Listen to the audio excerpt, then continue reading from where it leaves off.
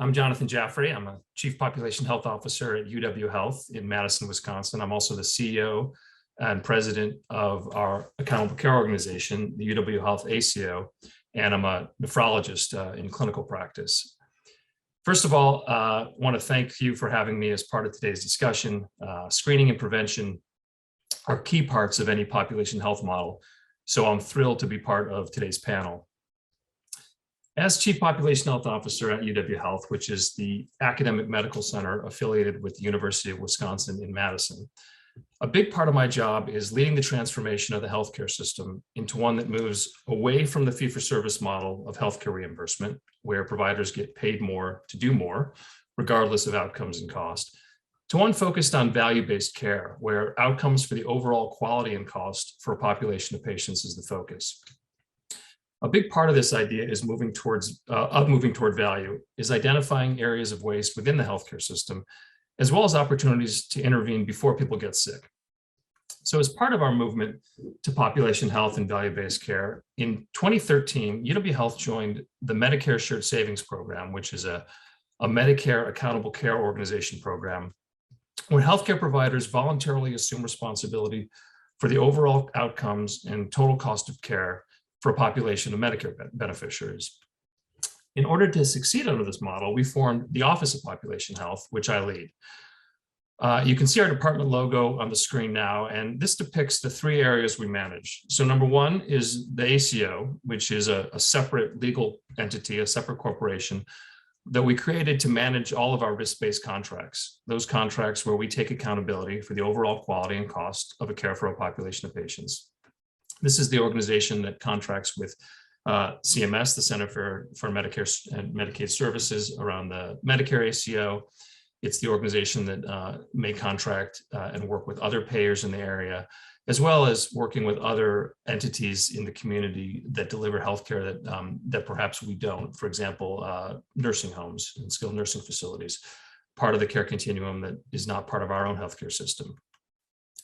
The second area is the population health care model, which is really how we are going to deliver on all this value-based care. So it's the development, the implementation, the oversight, and the evaluation of all those innovative clinical programs designed to succeed under these risk-based contracts.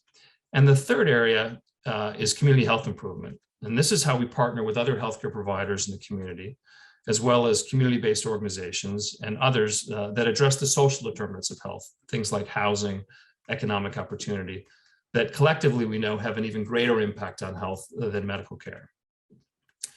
So I'd like to take a few moments now to share an example of how under this program and these programs and the right incentives, we went about implementing some population-based screenings and did so quickly, effectively, and sustainably.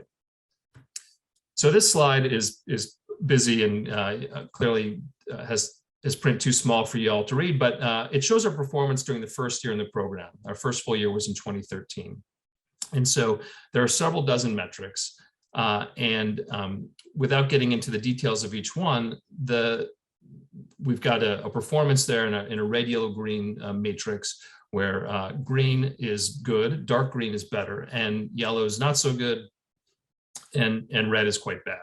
And so what you can appreciate even on the screen is that most of our performance was in green, with a lot in pretty dark green. But there were a few things that were in yellow with very poor performance or frankly, dismal performance in red.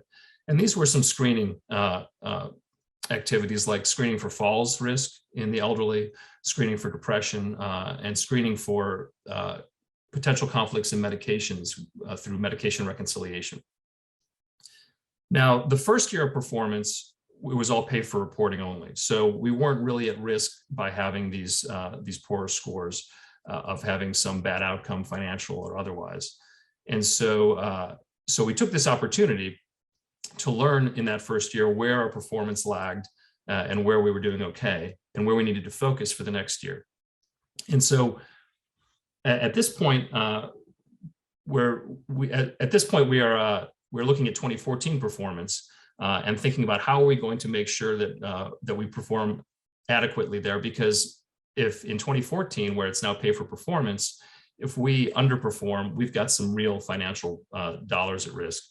as well as the potential impact on patient care and public reporting that would be negative, that we weren't interested in and excited about having go public.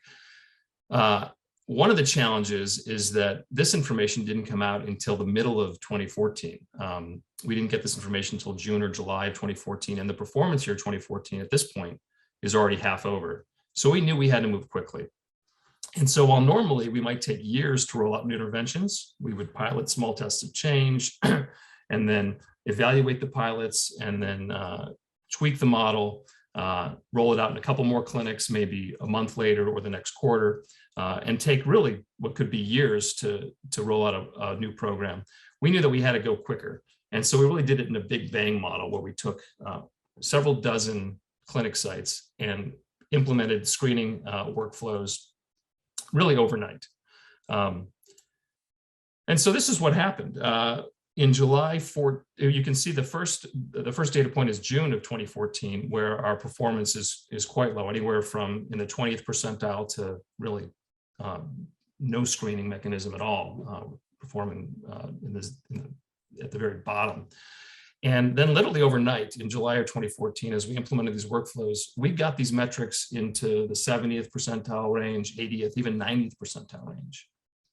And this was, again, across several dozen clinics. This wasn't just one or two small pilot areas. This was across our entire primary care enterprise.